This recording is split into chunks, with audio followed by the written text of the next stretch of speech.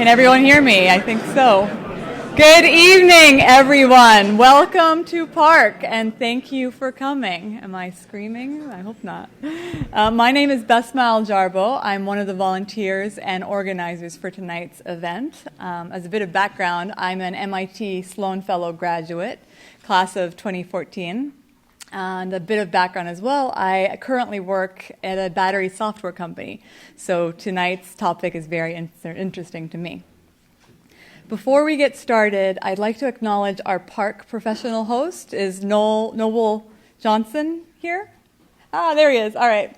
So we will come back and talk a little bit more about Park later tonight. Tonight's event is part of a series of events that are focused on transportation and mobility. Last year, we heard from the CEO of NATO, who introduced us to the concepts of connected, autonomous, shared, and electric mobility. We then had an event where we focused on autonomous driving. We had the Secretary of State of California, not federal government, California, Alex Padilla, and we also had the CEO of Waymo, John Krafchick. And tonight we focus on electrification, EVs. Have we reached a tipping point? So you guys are a pretty diverse audience, and I'm sure we have our EV enthusiasts and perhaps some skeptics. So I just want to see who our early adopters are. Please raise your hand if you drive a fully electric vehicle. Awesome. All right, keep your hands up. How about if you also drive a hybrid? All right, so here's our enthusiasts right here. But like I said, I'm sure we have some skeptics. You guys have a sense of our audience. It is my pleasure to introduce our moderator for tonight's event. Dr. Sven Beiker is an automotive and mobility technology expert.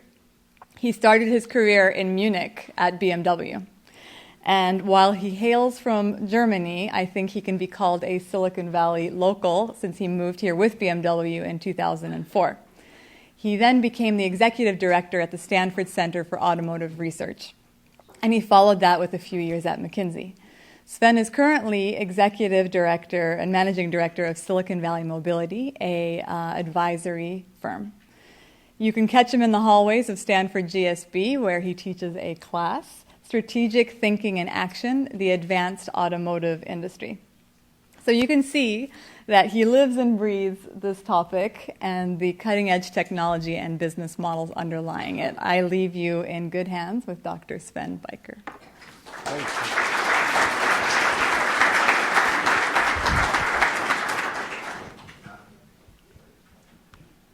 Thanks very much, Besma, for the very nice introduction, and thanks for the welcome. And really great from the MIT Club of Northern California for hosting this event. Finding out if we are at a tipping point, and I'm sure that the tipping point can be defined in many different ways. And so my task here tonight is twofold, if not more. For one, to frame the discussion a little bit with a couple of slides that I brought, maybe 10, 12 minutes, something like this.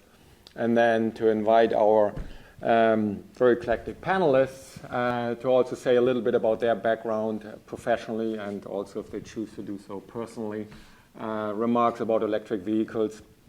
And then we will sit down here and we have a few questions prepared, and some of the MIT alumni community also submitted questions online that we also included into our set of questions. And then, of course, we want to hear from you. What are the questions that you're bringing here to this meeting tonight? And I'm sure we will have a lively discussion. Really always great to do these polls, like how many EV drivers do we have in the room, how many plug-in, how many hybrid drivers, and the likes.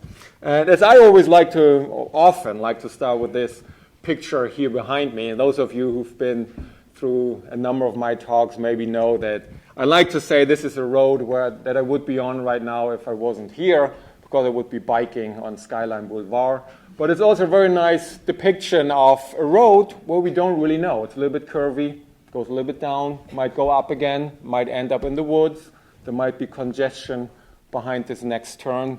There might be a cliff, or there might be paradise. Who knows?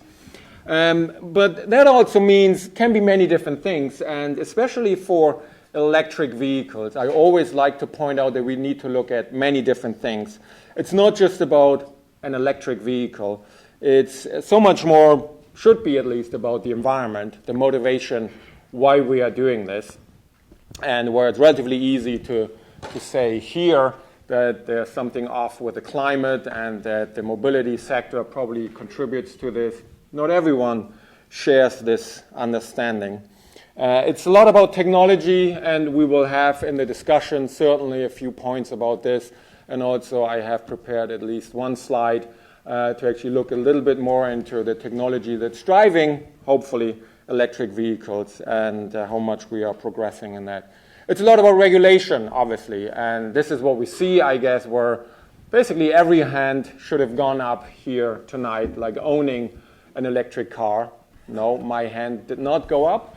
And that's also maybe something because there are no mandates, and maybe the regulation could be stronger in that regard regarding electric vehicles.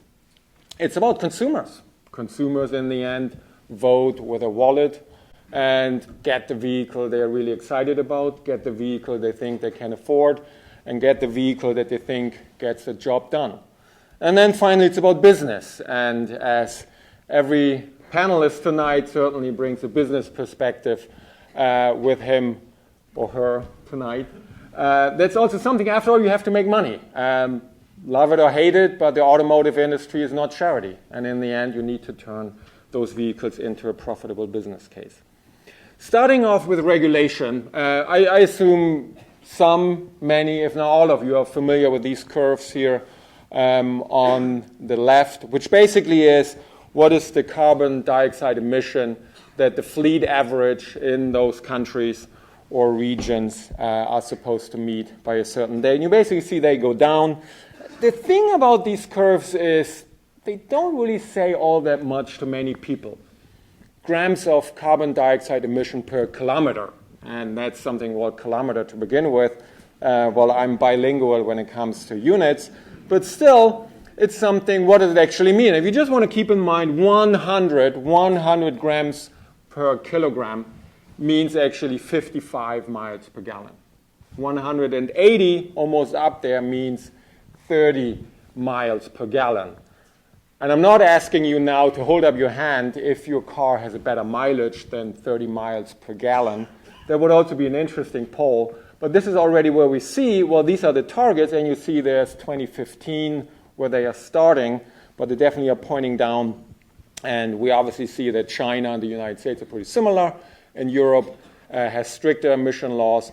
But it's also something that's not just these curves that are basically agreed on these climate change summits, but it's also, they are these numbers where you see over there, China or California, for instance, how many vehicles should be on the roads, because it's not just on a national level. Very often it's on a regional level, if not on a city level, because discussion that these days we hear a lot out of Europe that combustion engines will not be permitted into certain cities at some point. And as a European, I say, well, we shall see if this will actually put into practice in the end, but certainly it is getting stricter, it's getting tighter to get under the bar or over the bar, however we want to look at it, if the glass is half full or half empty. But it's really something, from this point, electric vehicles are certainly a very important solution to actually meeting these targets. So where are we at? What do sales look like? Here on the left, the latest numbers from 2017, where you see most of the electric vehicles in absolute terms are being sold in China. But it's also that despite Norway, that always deserves special mentioning, but despite that, that also in China, the share of new vehicle sales in electric, or plug-in, I should say, is the highest in China, 2.3%. In the United States, only 1.2% of light-duty vehicles sold last year were plug-ins.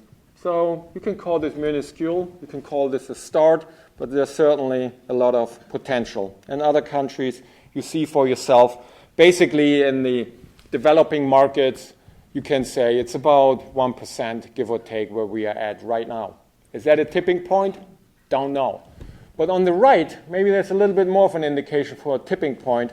These are two forecasts from OPEC, after all, obviously very interested in oil production, where in 2015 and 2016 they forecasted how many electric vehicles will be on the market. This is why they call it registration. It's actually who gets an electric vehicle registered.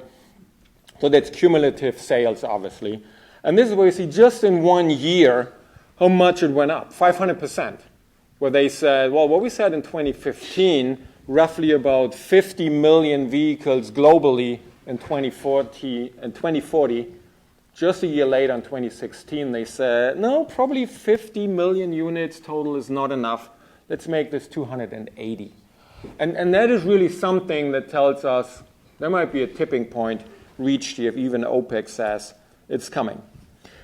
Then many people ask about, what about battery technology? And these electric vehicles, they're way too expensive. I don't want to afford that much to purchase a vehicle.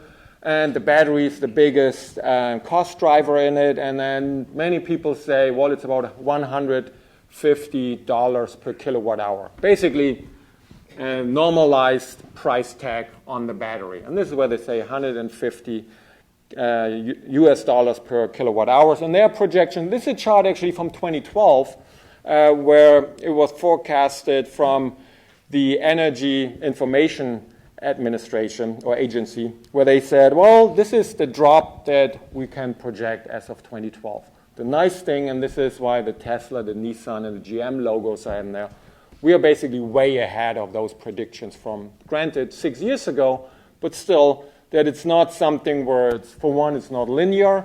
It's not something where we can just say, yeah, basically business as predicted. There's really something happening.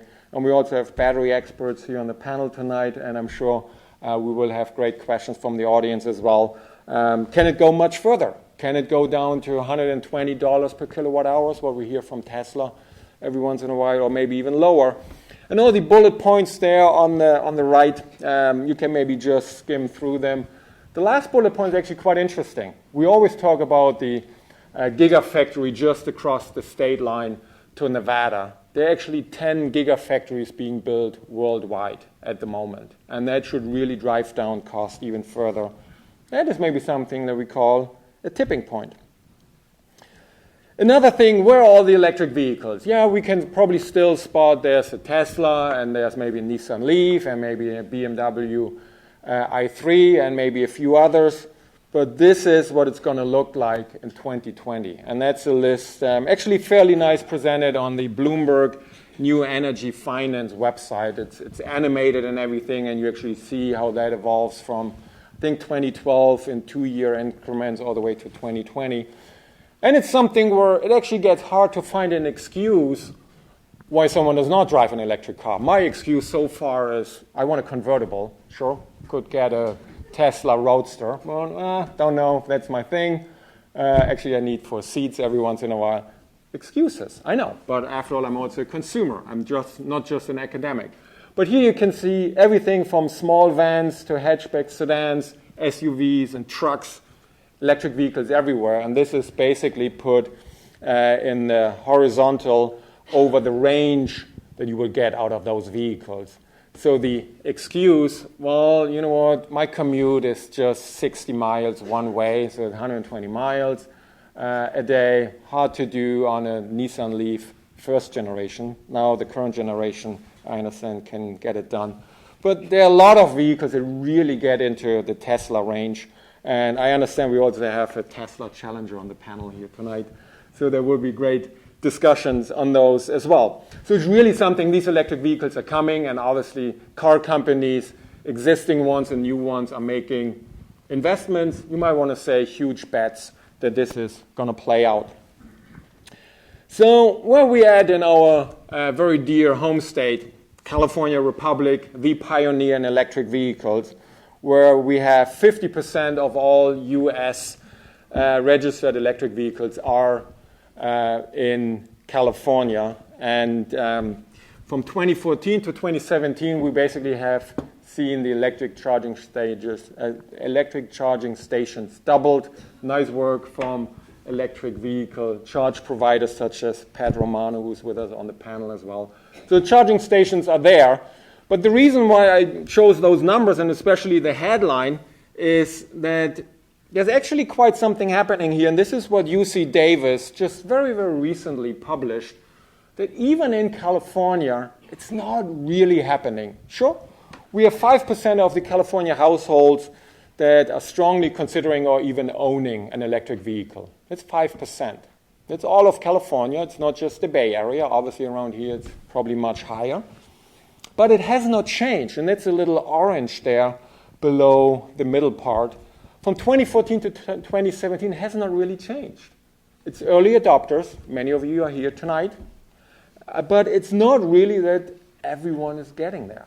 And this is why I copied and pasted down there the exact words from that report, where they say, the excitement among policymakers, automakers, and advocates, and I think early adopters as well, is utterly lost on the vast majority of the car-buying public.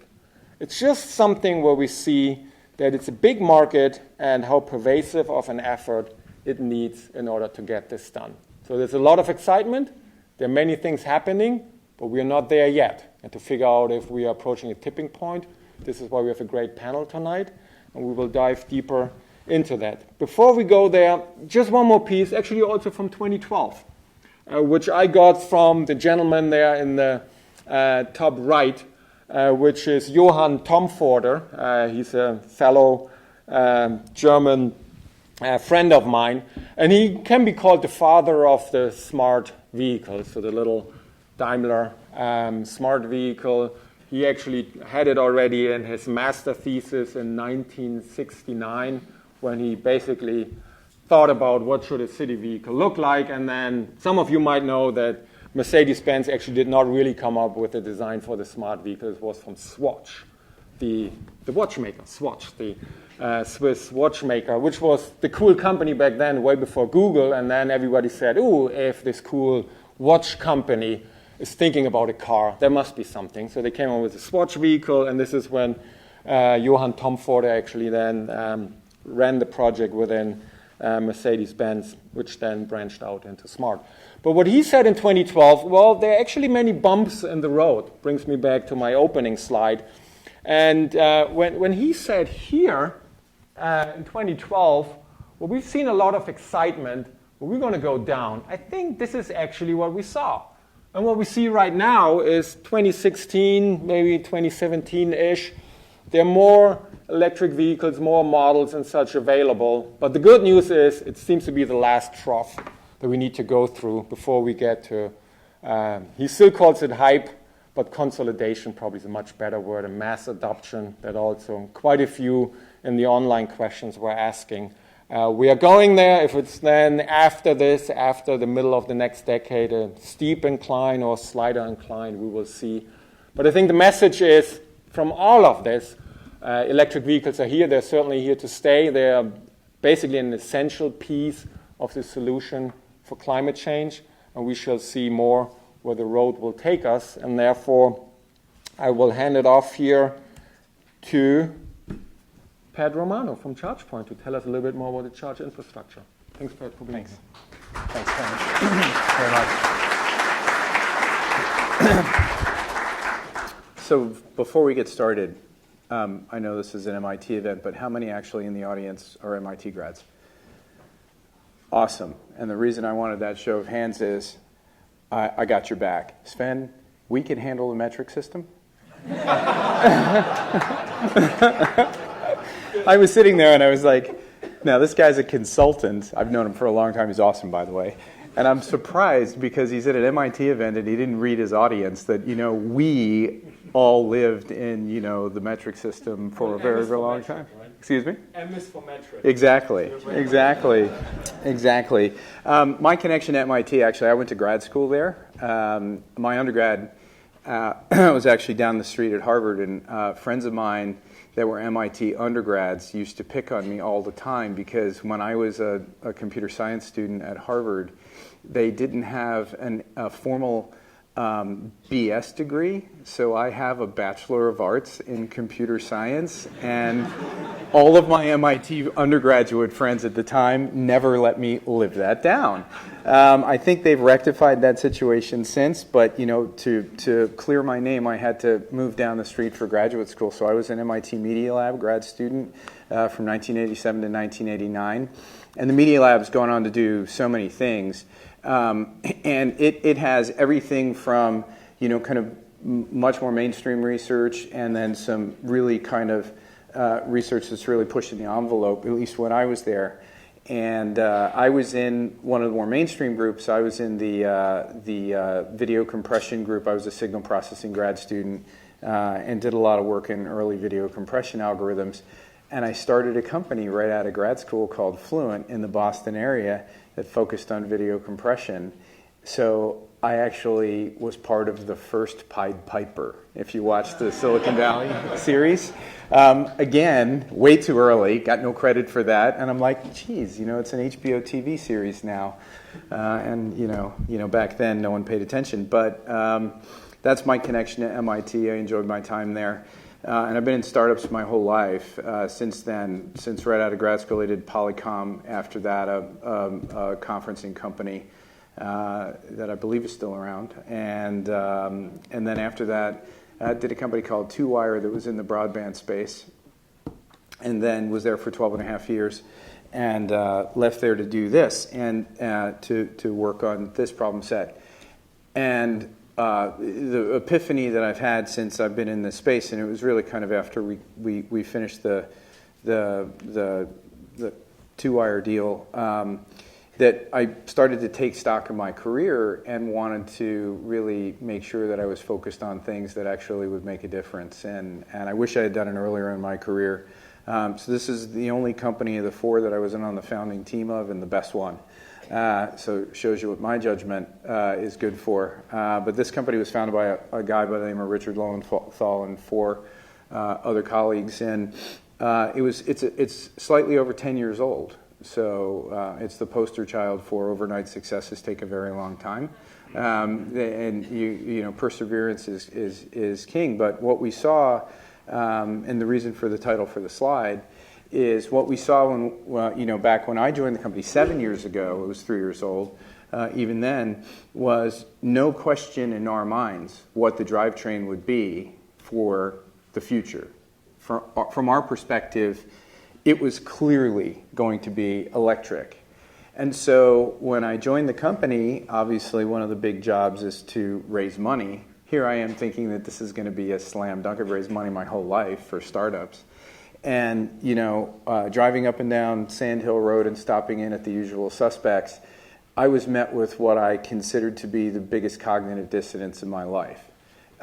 It was obvious to me that it had to be the way, but it was clearly, I was definitely in the minority. It was not something that was commonly understood 7 years ago. There was lots of interesting debates about hydrogen, about at the time, believe it or not, clean diesel. And I was thinking to myself, how is diesel going to be clean? It turns out it wasn't. It was a big lie. But there was a big debate over what the drivetrains would be and how many applications you could actually apply an electric drivetrain to. So now what we see is electric drive isn't just for cars. We're working on charging for trucks. The trucking industry is moving in that direction heavily. We're working on it. Let me back up so you can see the pictures. Hang on a second. Cars, buses. I was on the board of Proterra for a while, so that's an incredibly viable market. Autonomous vehicles, delivery vans, every form of delivery and trucking. And this stat, by 2040, 54% of new cars and 33% of the global fleet being electric. I don't know if that's right or not, because what I can tell you that just from experiences in my career is when you're an early market person, it's order of magnitude that matters, not the actual accuracy of the number.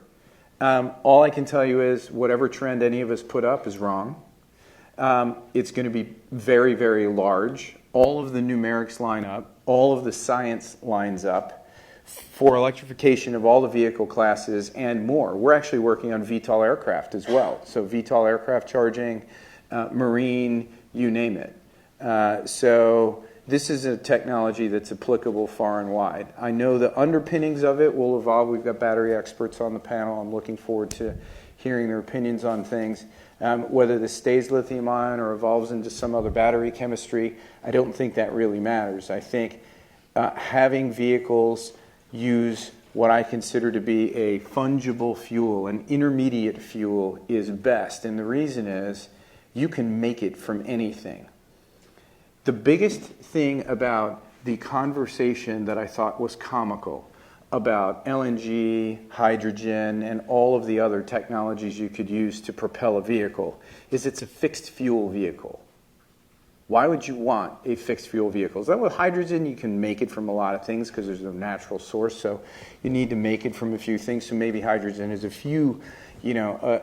little wiggle room inside of that statement. But in general, electricity is awesome because my Tesla Model S today might be mostly coal. Tomorrow, if I drive across the state border or what have you, it could be all wind. It could be a solar power car tomorrow. But if we get the fleet, the leaf nodes of the fleet, so to speak, to convert to a fuel that's agnostic of generation source, we can clean up generation in large swaths, and we can change the economics of generation in large swaths. And if you look at historical prices for electricity, it's one of the most non-volatile commodities that you could ever have. And when you have energy as the underpinning and transportation as the underpinning of the cost of most of what we buy, and frankly, the cost of living of our entire lives, what you see here is moving to a very stable commodity price that's low and a very low cost of transportation. When you add autonomy and you add all the other goodnesses that you get from electric drive, you got a pretty amazing revolution. So how do you fuel all this stuff? Super simple. It's not that hard. There's way too much conversation on the complexity here. Everyone is thinking that what we have to do is get back to driving around until the little yellow light comes on and then go somewhere and plug it in, and it better be as fast as how I acquire liquid fuel. That's crazy. It's absolutely crazy. It's pattern matching on 135 years of habit. It's great. For technical people like most of us, it would be a shame if we thought that way. For people that don't really understand the underpinnings of the technology, I can kind of see it, but there is no goodness that comes from a depot-based fueling model. None. Why do I want that chore? With an electric vehicle, it's mostly at home and at work, if I own it. Now, as we go autonomous, that's a different story. It's not the topic of the panel. We can talk for days on that one. But it's mostly at home and at work with a little bit of around town and a little bit of out of town, only when I'm driving beyond my battery range, and most of us in here, unless we have exceedingly long commutes, which is not that prevalent anywhere in the world, you would not do that.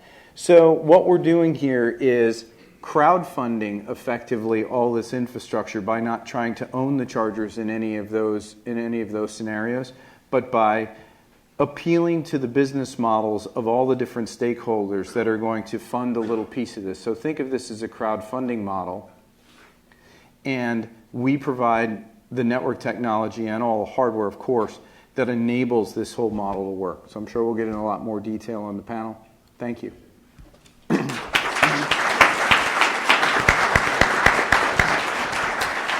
Well, thanks very much, Pat. And next with us is Fred Kim, who is R&D General Manager at Mercedes-Benz Research and Development North America. Tell us a little bit more about what you are doing. Thanks. Thank you. All right. Thank you, Sven, from a company called Mercedes-Benz, which I think most people here have heard of. We've been around for 130 years. We are the founder of the automobile, and we do believe that the automobile is here to stay, despite what some skeptics may say. But we do believe that the future of the automobile is electric. And the future for us is actually coming in 2019. Why 2019? The Smart will become the very first brand that we have that will become fully electric with no gas version. And the core focus of SMART will be e-mobility solutions.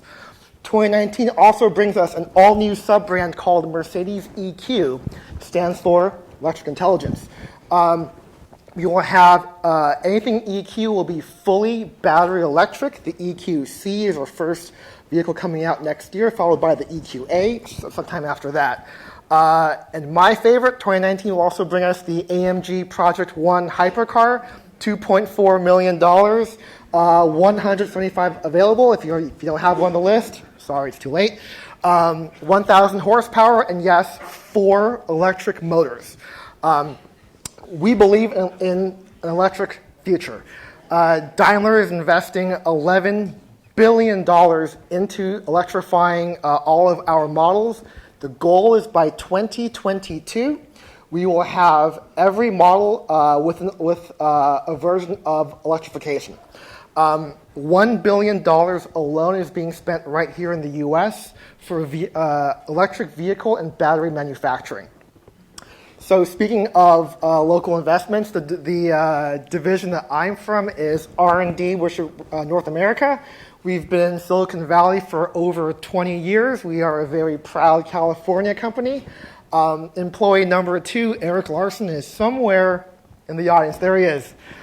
Still with the company today. Thank you, Eric. Myself, I've been with the company for about 8 years. The team that I lead is called Society and Technology Research Group. We look into the future of luxury, the future of mobility, and the future of digital lifestyle. And of course, electric vehicles cross all 3 of those, which is why I'm here today, at least I think. Okay. So I'm definitely happy to talk about the tipping points and what the future consumers of electric vehicles expect down the road. So, thank you very much.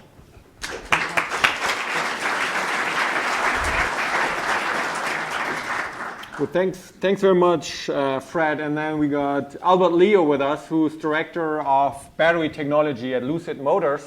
Just a little bit more about this. Thanks for being here. Can we just skip the video? At the end? Okay. Yeah, well, my name is Albert Liu. I'm working at Lucid Motors. So we're a small startup company in East Bay. And, first of all, I want to thank MIT, Columbia Northern California, for having me today, because, it's no exaggeration that MIT really has changed my life. I think the education I received there was, a perfect preparation for working at a startup. And it was actually an MIT alum, actually, who put the first investment into Lucid in December 31st, 2007, and actually introduced me to the job. So, it's no exaggeration to say, MIT has really, really changed my life, and really grateful for that. A quick introduction on Lucid. We were kind of the heart of the company right now is a partnership between our CTO and our designer, Peter Rawlinson and Derek Jenkins. And so their claim to fame was Peter was a chief engineer on the Model S program at Tesla from 2009 to 2012. He took Model S from basically a blank sheet of paper to mass production in 2012. Derek was chief designer at Mazda. He is responsible for the most recent version of the Mazda Miata, the redesign, that won the World Car of the Year award at New York Auto Show.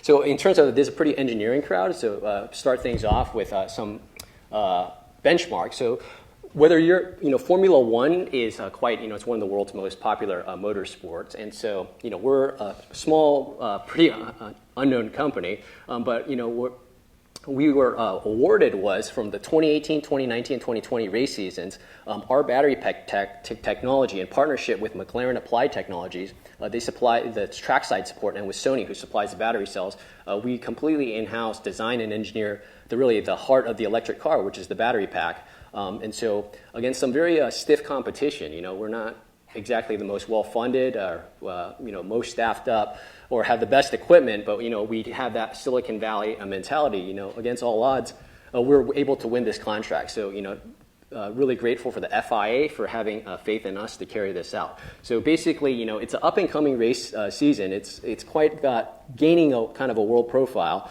But basically, all the cars that are running out there are powered by our battery packs. And so kind of another fun metric here is to really show the full capabilities of the electric powertrain. So we're only about 250 people, but we do all the core components in-house, the motors, inverters, all the core components of the electric powertrain.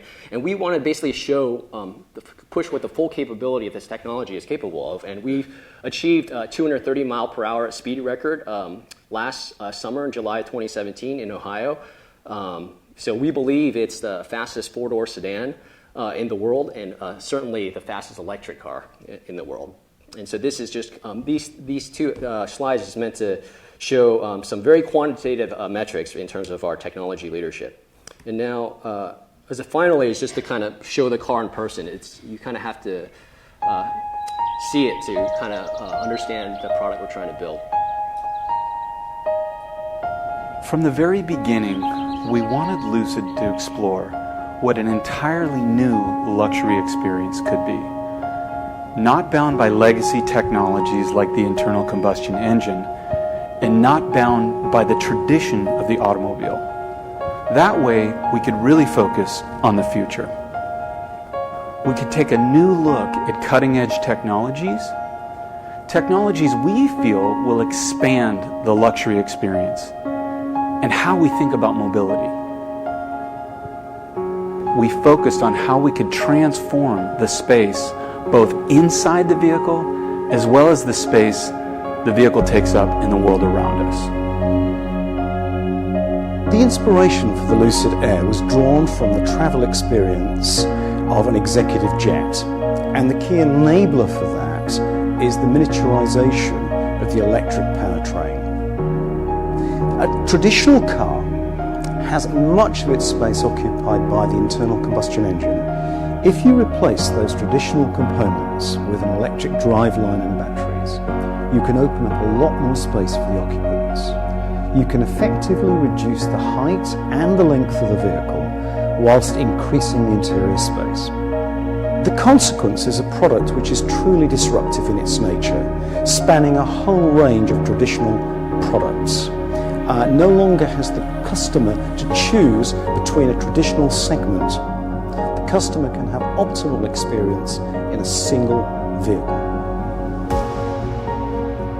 With a significantly smaller exterior footprint, the Lucid Air offers even greater interior space than a competitor's largest class-leading sedans.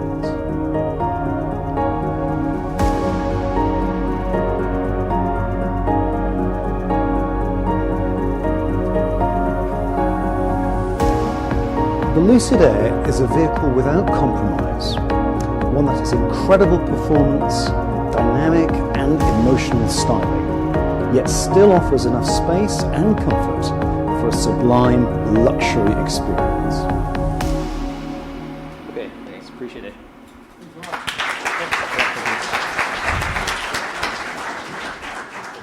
Well, thanks very much to all of you, and if I can invite you then on stage and let's have a lively discussion.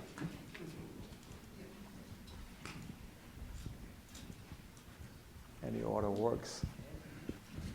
Thanks very much. Definitely exciting vehicles, exciting times, and also I think a very interesting new use case ahead. And I really liked how Pat framed it. Don't think of it like drive until the yellow light comes on. This will be a completely different way of how you drive and how you consume mobility and all of this. And many very positive connotations for sure. I obviously had a little bit of the, critical side as well, but that obviously was also intentionally to start the discussion. And still, we see it's not quite happening. We're discussing the tipping point tonight, and the questions we got from the online followers of this event as well. There were a lot asking about mainstream and really when will we see broadly deployed electric vehicles. So let's start off with a broader question, and whoever might want to take it. What are the remaining technical, economic, maybe political hurdles that impact broader adoption? So what's still missing that even more hands will go up here? Anyone?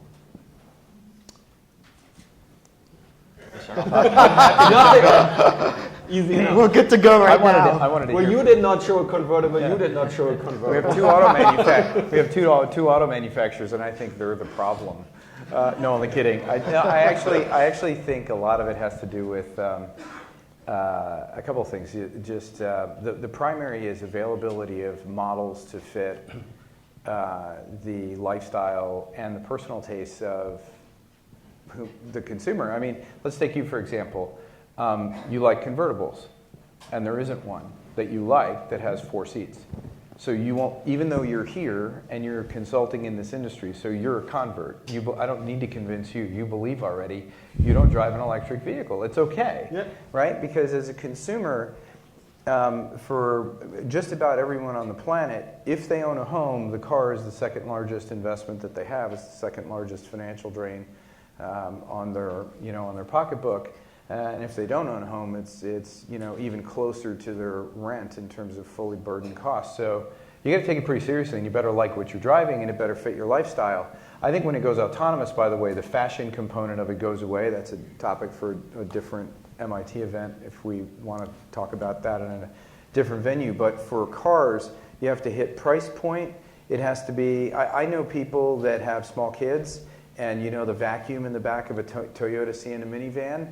Like, they just won't part with it because they need to vacuum the Cheerios up from the kids that, have them all over the back of the car. And there's little things like that. And until all of those little detents in the consumer hierarchy are filled in, you just can't get people over the tipping point, and then compound that by just fear, uncertainty, and doubt. Right? But what overcomes the fear, uncertainty, and doubt, a lot of it is working with someone that takes the plunge. So workplace charging is the biggest motivator because that tends to cause people to come off, the early adopters to come off the sidelines because they can at least use the car for commuting, which is most of where our drive miles go. And then beyond that, they become a built-in test drive for everyone else that they work with in their sphere and their family and their coworkers, et cetera. So I think part of it is just waiting for consumer sentiment, but you guys, please ship faster. Fred, what can you share maybe, especially from the consumer perspective? And we also got a few questions like when will cost parity be accomplished, that basically a gasoline vehicle costs over lifetime and everything exactly the same as a battery electric vehicle. Well, obviously the upfront cost is higher, but maybe cost of operation is lower. How much does it matter to consumers? I mean, do consumers really do all the math and say, ta-da, now I'm basically starting to save money, now I do it? Very few. And actually, just to touch on the first question, too, one of the biggest points that the adoption is not there is the technology is not there.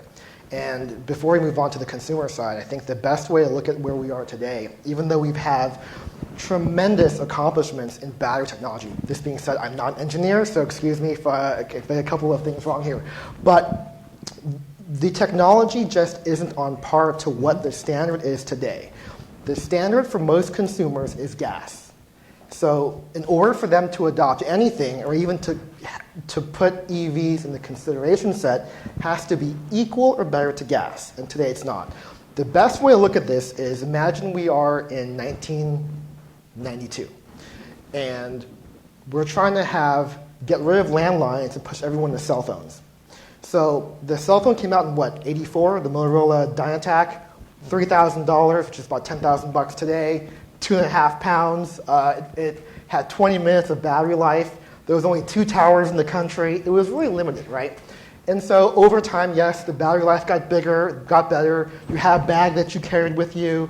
You had this long antenna on the phone. But there wasn't the infrastructure. There wasn't the form factor. There wasn't any need because landlines were fine, and payphones was a standard. They were everywhere. It was, 25 cents? Every block had payphones, right? So there was no reason for any consumer to switch to a cell phone at that time. But as time went on, they got rid of roaming. There was more cell towers in the country. It was stabilized. You had a better form factor. You had a flip phone. It was really cool, kind of like on Star Trek. That's when you began to get into the consideration set. And then costs came down to where landlines didn't make sense, right? So, but it wasn't just cost. It was all of these factors had to come into play. Right. And where we are today with EVs, yes, we've come a long way since 2005, 95, whatever, but we're still not in that equilibrium of gas in the consumer mindset. Let me follow up with one question there. If I understand you correctly, there are many factors that need to come together, and obviously also I chose my opening remark that it has to be to do with technology, yes, but also regulation and how consumers respond to it and a few other things as well. So to what extent would you say there's also education? Maybe a question to actually tell people more about, you used to drive until the yellow light comes on, what Pat pointed out, and then you would fill up as quickly as possible, 3 minutes, and you go. To educate consumers that, no, that's not how you should think about it. Is that also a component? It's huge, and actually back to what you said in the opening remarks, UC Davis ITS, their study, one of the data points they had was in 2014, they asked California consumers to name an electric vehicle. Mm-hmm. Right. I think 46% could not name one. They couldn't name the Leaf, couldn't name Tesla, couldn't name anything. This is in 14. In 2017, the numbers were even higher. 57% said I couldn't name one. And think of where we've gone in the last 5 years, right? Yeah. In terms of vehicles, charging, everything being in the spotlight. Yeah. So education is huge, but going back to the consumer mindset and the paradigm, if gas is fine, everything is fine, why should I care? Right. We actually talked to a customer about a year ago in Manhattan. He lived and worked in Midtown Manhattan. We're talking to him about EVs, and he said, the first thing I'm going to tell you right now is there's not a single charger on the island of Manhattan. I've lived here my entire life, there's none. That can't be true. Yeah, it's not. After we talked to him, right. But so that much about public perception. Right. After we talked to him, it went on, PlugShare just within. You need to educate. Right. And there was 120 chargers within a 1 mile area of that building. Mm-hmm. So even then, there's no education, but there's no reason why, because again, the gas paradigm for many people works fine. So can't help before I ask Albert, but go to Pat. Do you need more of an advertising budget? No. Well, okay. If you want to, anyone for me. No, I mean I think it would be wasted. I think so. I'll use an analogy from my childhood. My grandmother before she passed, she was a great lady, but she didn't have a checking account and would go manually pay her bills at the water office and the cable company office, because it was pretty common back then, for Depression era folks that grew up that way to do that. So there's habit. Mm-hmm. There's habit. You're not going to break habit.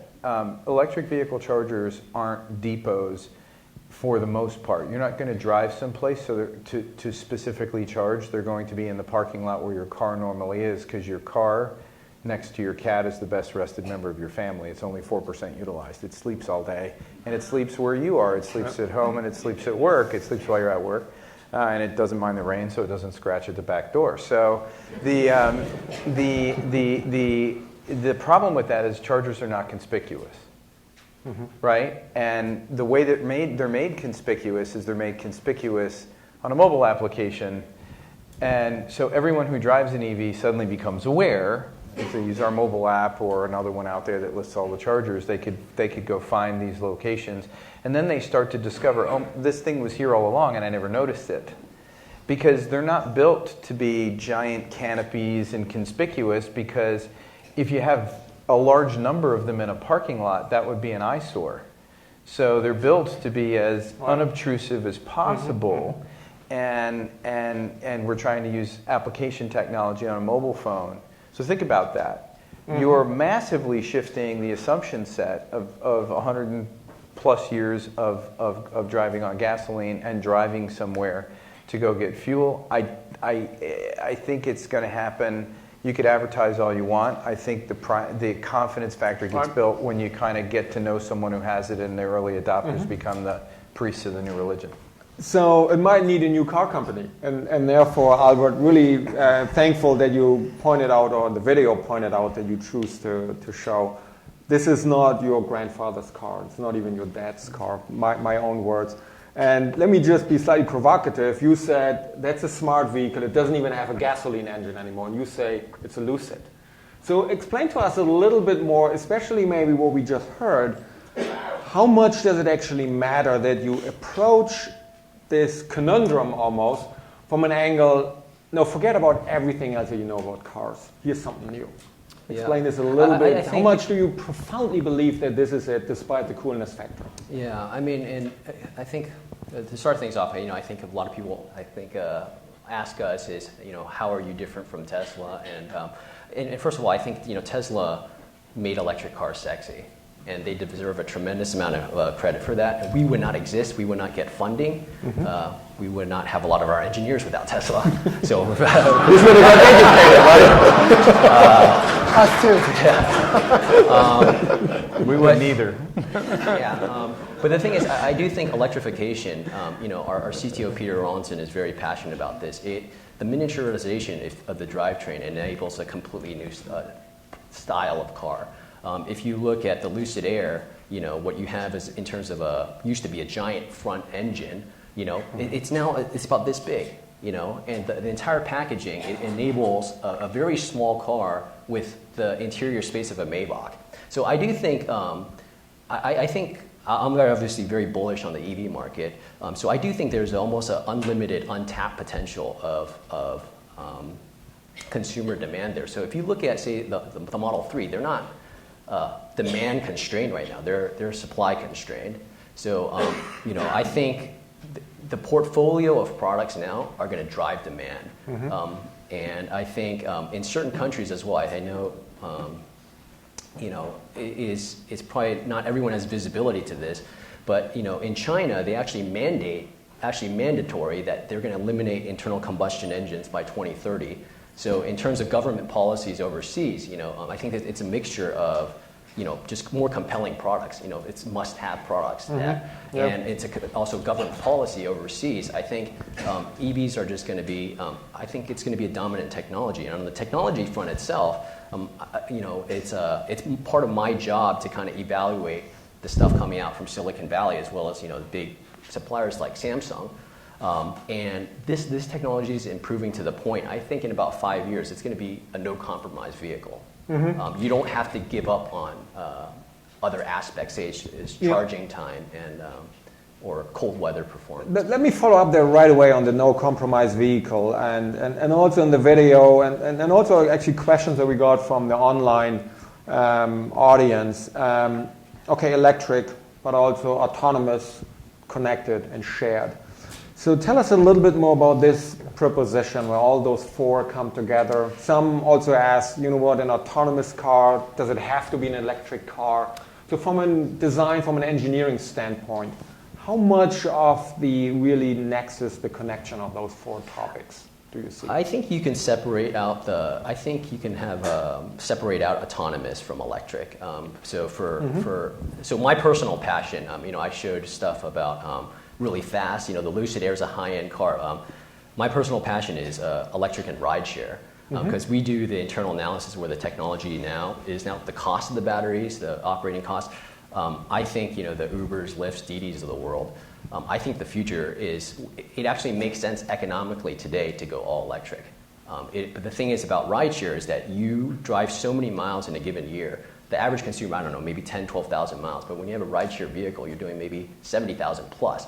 So at your break-even point, because your upfront battery cost is so expensive, you actually recover it way faster. And so it actually, depending on who your supplier is, what your cost of your batteries and how long they live. But I'm very bullish on electric. So electric alone, I think is already very compelling now. With autonomous, I for sure think it is the future, but I personally think that it's not going to happen quite as fast as people think it is. But I do think the ultimate destination, it is going to be electric rideshare. But I think the electric part's going to happen first. But people have very different. I mean, obviously the VC, they think the autonomous part's going to happen a lot quicker than probably what I think. Well, there will be a different panel, as you said as well. But let's also maybe look a little bit into another connection. So it was very helpful about the technology. Thanks very much. Yeah. But also about partnerships. And we got questions from online like, well, who's going to deploy the charge infrastructure? And does it have to be something that the car companies now also do their battery manufacturing in-house? Thinking about the Gigafactory and those sort of things. And is it something that individual players are well situated to get done, or does it have to be really a partnership of OEMs or vehicle manufacturers and charge providers and battery manufacturers and maybe additional technologies and such? So is it like the old automotive industry, or is it like, well, wake up, guys? Well, basically, I put it in your mouth, but who wants to spell it out? The old guys? The old guys, in my opinion, it will always be partnerships. Because if you look at manufacturing of cars today, there's very little that the OEMs actually manufacture besides the body in white, the casting on the block, things like that. Everything down to, this is old technology, sorry, but the pistons and the piston rings, they come from suppliers, right? That being said, I mean, you wouldn't necessarily have a third party build your engine for you. You would build it in-house using parts from suppliers, right? So that's what Daimler is doing. We have, I believe we're going to have 8 battery factories online by the end of this year. We meaning worldwide or? Global, okay. Yes. Not your corporation. Well, no, Mercedes-Benz. Just to put it right for the record. So Mercedes-Benz is the parent company, which is Daimler. You will have 8 globally. Okay. So the idea is basically to manufacture the engine in-house, but the parts of the battery, so the packs will be assembled by us, but the cells will be from a third-party supplier, right? So you have to have partnerships. Yeah. There's no OEM, big or small, that can do anything alone. Pat, what do you think about partnerships? So I'll answer it from a different perspective, because I think the question, I think you addressed it wonderfully from the technology partnership side, from the charging infrastructure partnership side. My second slide, tried to tell that story a little bit. I'll go pretty quickly through it. There's no one entity that can afford to deploy the charging infrastructure.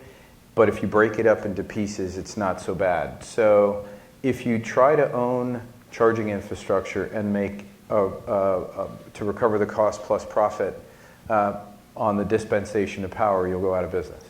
That's not what we do. We don't sell energy. I could care less whether people that buy our chargers, and by the way, we get paid an annual fee to keep the charger on the Chargepoint network, because there's a lot of services that come with that allows drivers to find it easy. It's all integrated into one network depending on who owns it.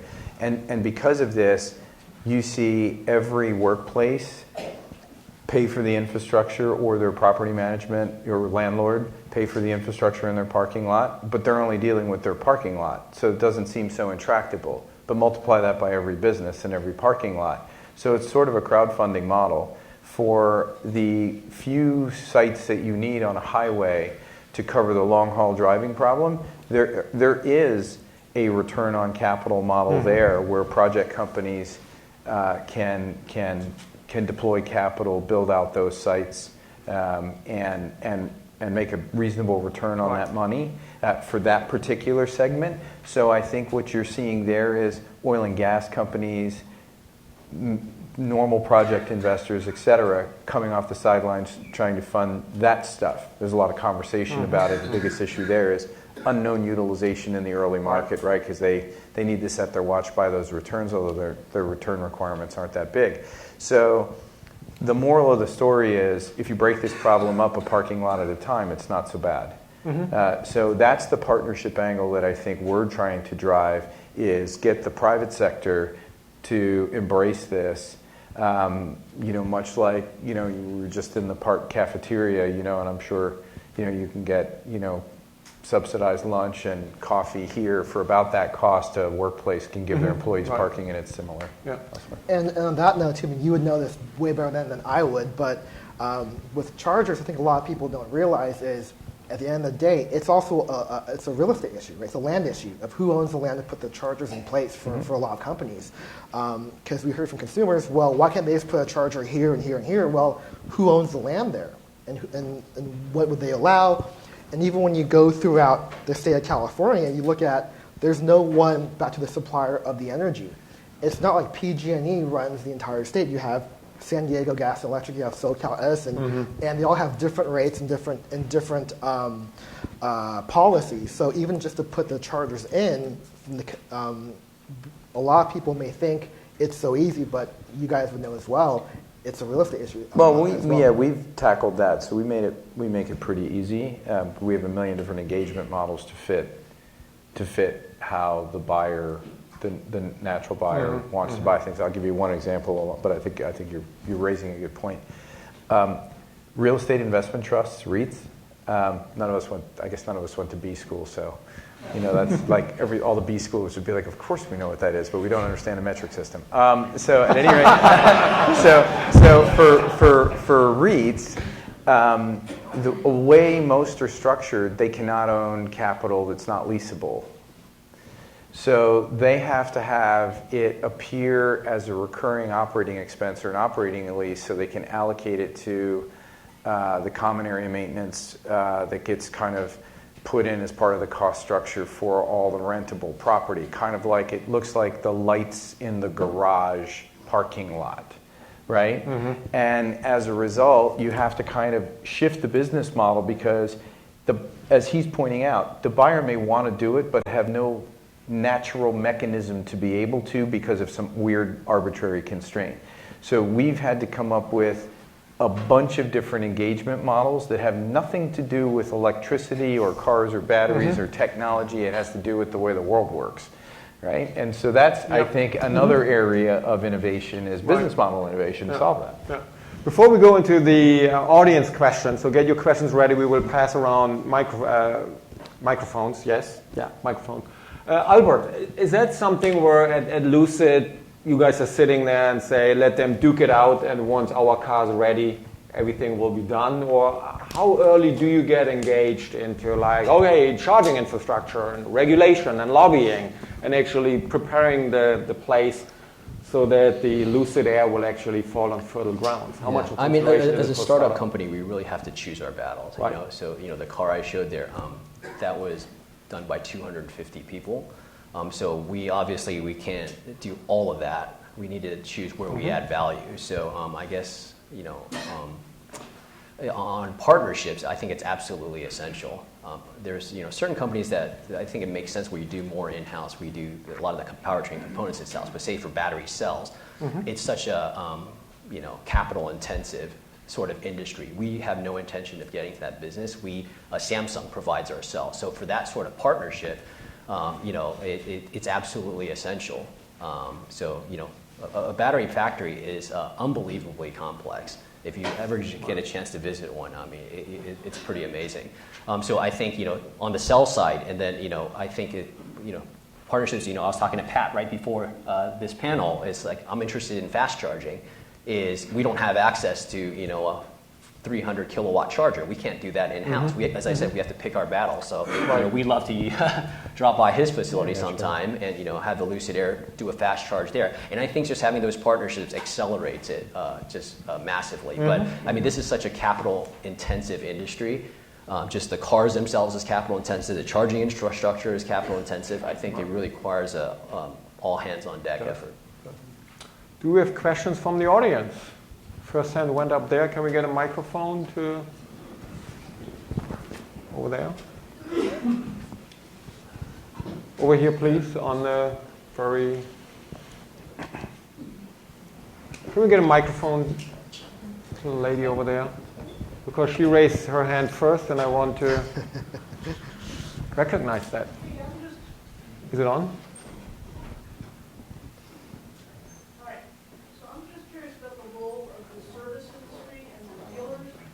I can repeat the question. Let's keep rolling. There we go. I'm just curious about the role of the automotive service industry and auto dealers.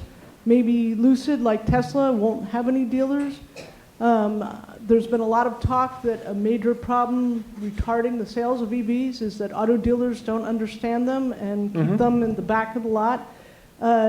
This segment of people who work with the auto industry but not for the car companies also needs to be educated. So how much of a problem is that really, and is there signs of progress there? Yeah, great question. Thank you.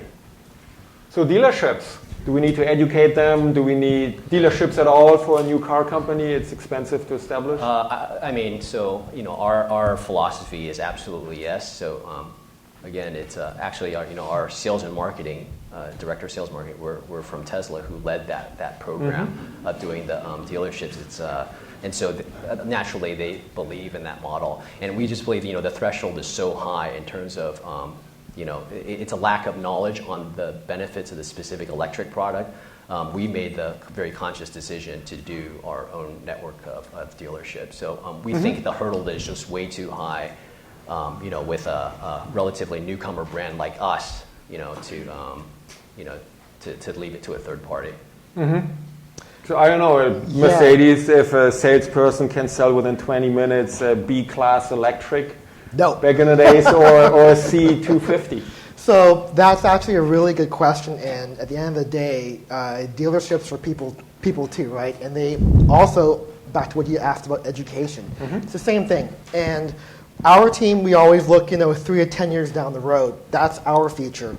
For a typical salesperson at a dealership, their future is tomorrow.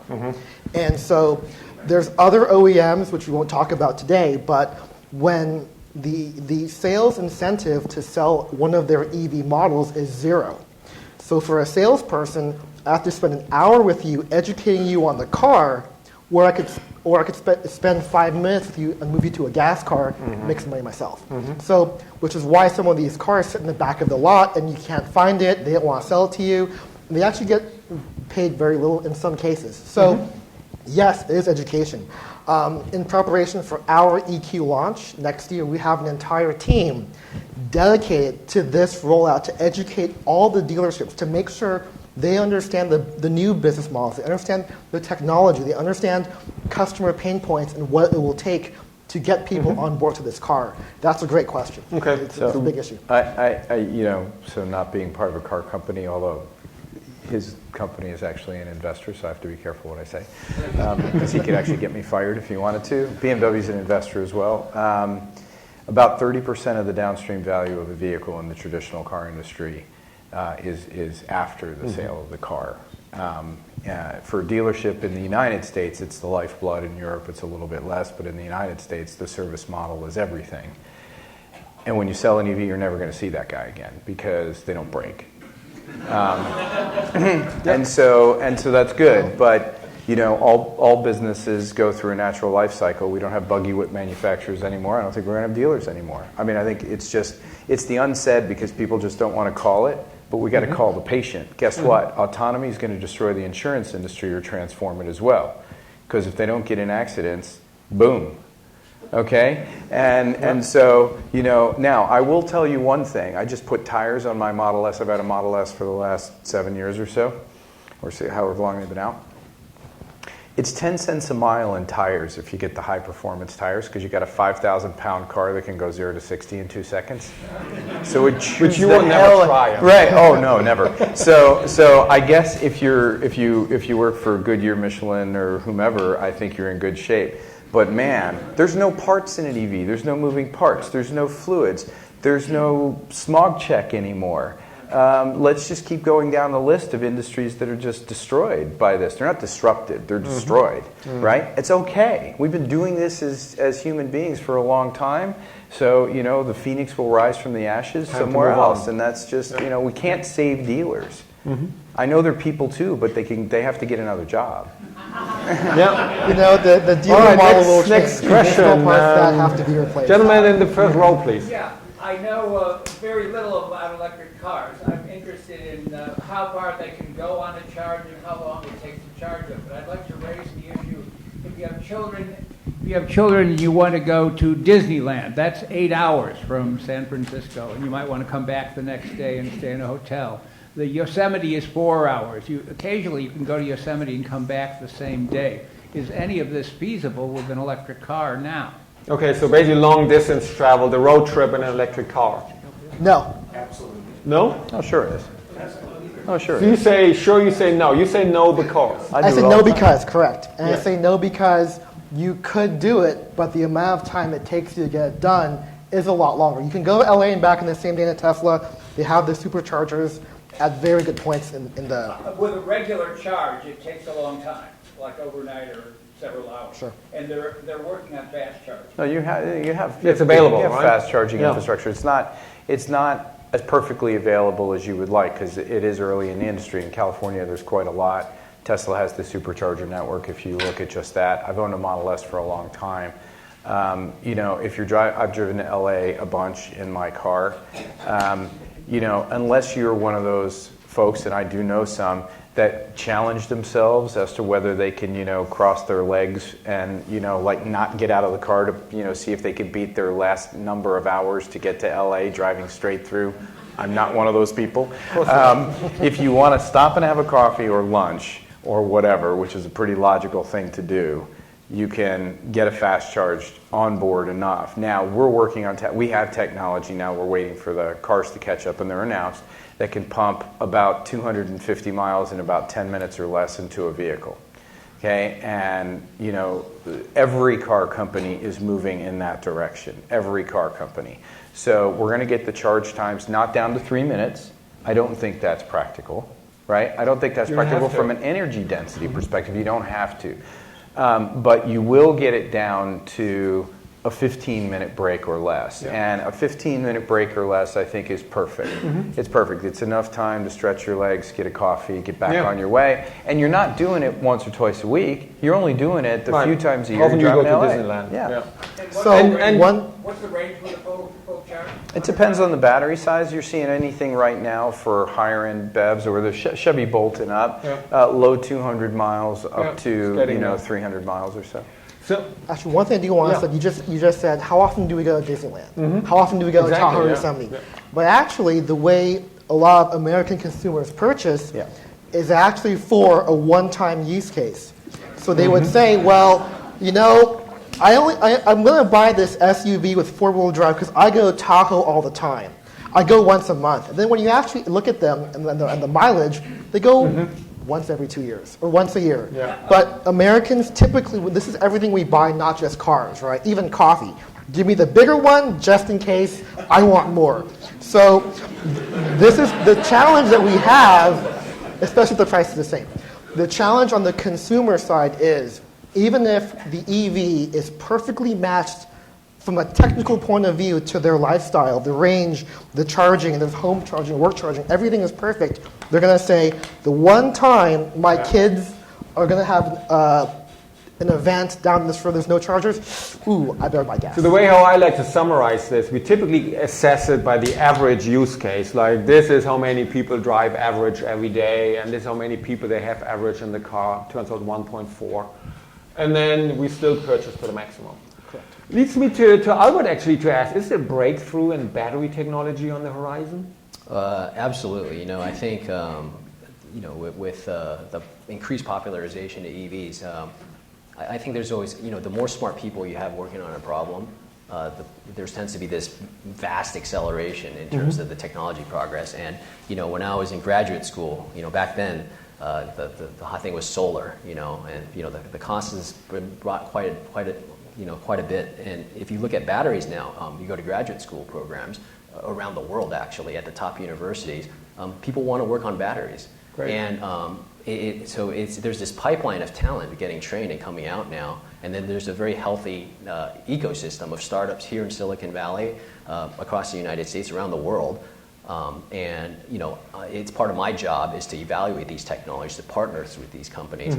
And actually, they want to partner with us because we're kind of the window for the big cell suppliers. So when they introduce their technology. So I think there are breakthroughs coming. Also, what someone asked online, what's next after lithium ion?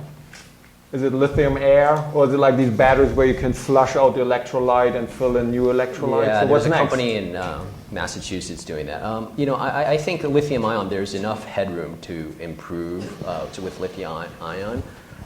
It's going to be, in my opinion, the dominant technology for the next 5 years at least. Probably 10. It's not much. In automotive terms, traditional automotive terms. I don't, I think it's too early for the lithium air. It's just, I don't think, it's hard to say because it hasn't really been mass produced yet.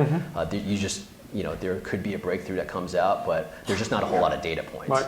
So it's really hard to do that estimate. So just one number that I always find very, very interesting, the batteries we have in our vehicles or our smartphones today, how many years of research until we get actually that performance that we have today? Is that like 10 years of research that leads to it, or 20 years? So when did we get into lithium ion? So for any of the batteries you have in your cell phones now, I mean, there's huge teams. They tend to be concentrated in Korea and Japan nowadays that do a tremendous amount of materials research, process optimization for incremental 3-4% improvement. It's actually getting harder and harder. So I would say that the amount of R&D time to kind of validate a new chemistry, is probably 5 to 10 years. Okay. I mean, it's a long time scale sort of investment, and but the companies that do it early and do it consistently, if you look at the top battery producers in the world, it's a handful because they made that investment, and it's very hard to catch up at that point. Further questions here from the audience? How about Stacy? We have to be a little bit more flexible with the microphones, people. Really. I mean, we have the microphones to hand them to someone. Thank you. This is a question for all of you because you all have a piece of it. It's mainly around the charging technology. So right now, Chargepoint has charging networks. In San Francisco, though, at least in my neighborhood, they all seem to be behind the garages of private companies, and you can't get to them. And so someone like me who will borrow a Tesla and doesn't have a charger to go to, this is a problem. And then when I think about, well, what if one day on Get Around or Turo I get a Leaf or whatever? It's like, where am I going to go and where am I going to charge this? It's a real problem. I love that Tesla is proprietary because they're the ones who have put the backbone into it. Can you envision the day when it's universal? You're doing it, Albert, you're punting it, Fred, you're going to do it through partnerships, and you're ambivalent. One day, will we all join hands and have one charging network that everyone can have access to, and it gets sorted out, the money gets sorted out however? Yeah, I mean, you already have it moving in that direction. You don't, right now, by the way, if you use gasoline as an analogy, it's not a perfect analogy. You've got a lot of companies, but the nozzle is standard and the grade of and the chemistry of the gasoline is standard, and all cars burn it. And there you go. If you just take a peek at our mobile app and search in San Francisco, you'll find that there's plenty of publicly accessible ones that are not in garages. Remember, chargers are not conspicuous. You've probably driven by them 1 million times. Okay, you probably don't know they're there. And so getting familiar with where that infrastructure is and seeing some of that increase, you're going to see that increase.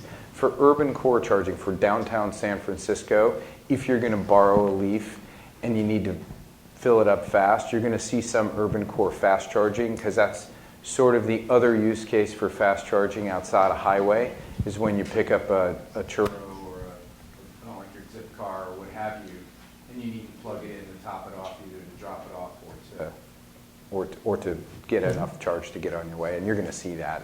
It's all in process.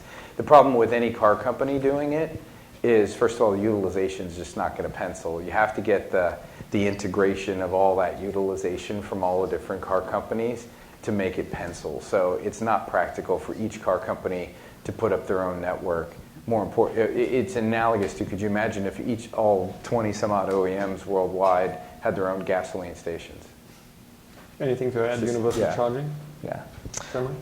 I mean, just from a technological maturity point of view, it will get standardized. Tesla will always be a little bit different. It's like Sony, they have Betamax, they did their own thing. But as OEMs, for us, it does make sense to have standardization. That's why we're on CCS.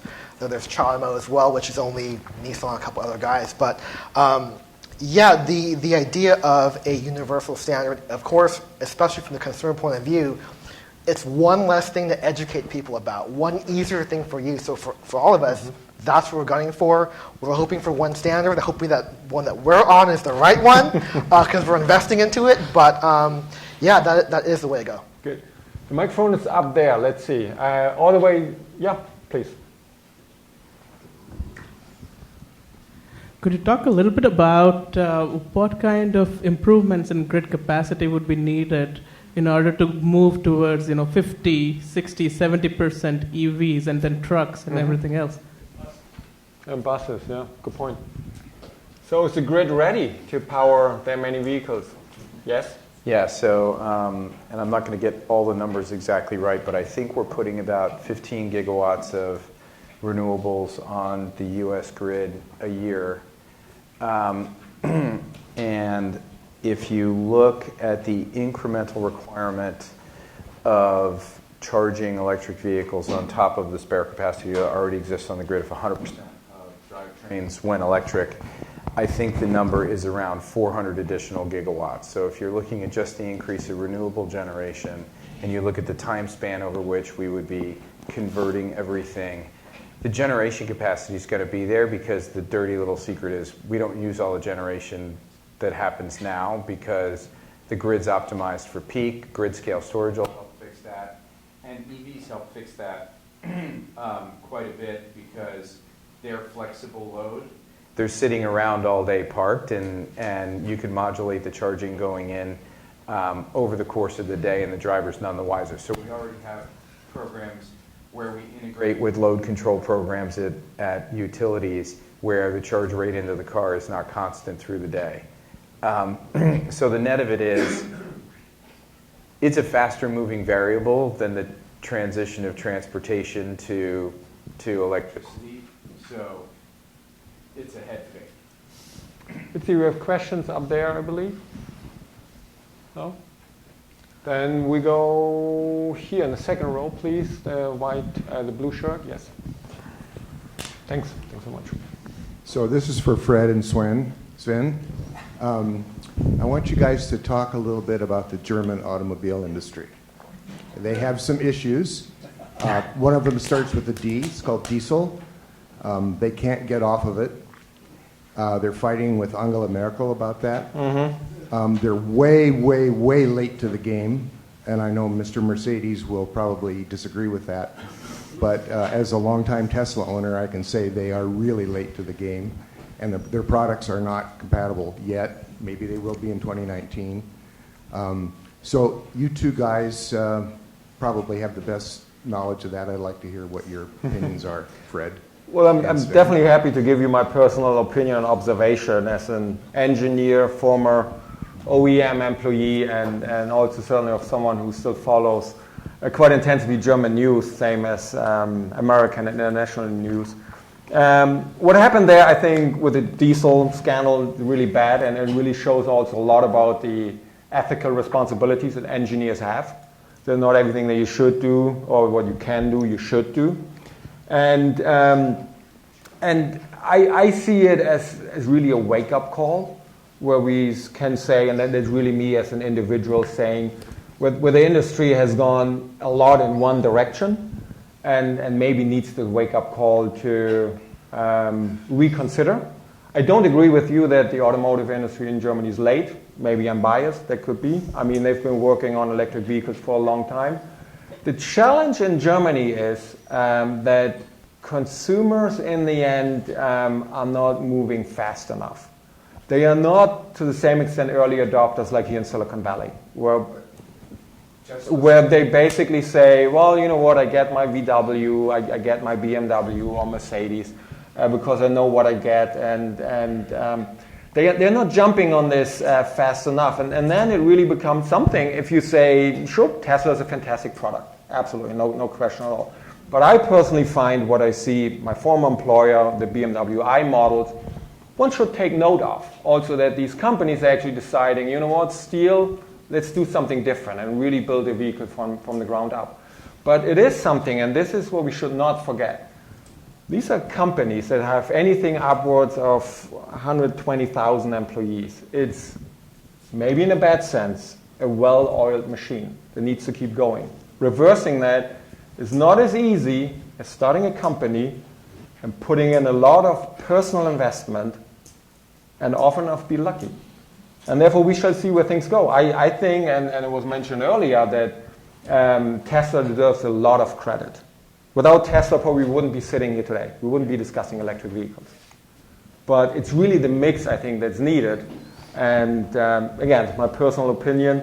But we didn't want to discuss diesel and combustion engines tonight. We really wanted to look into electric vehicles. I hope that satisfied at least. Just to point, though, that Tesla has outsold both Mercedes, BMW, and Audi in Europe this past year.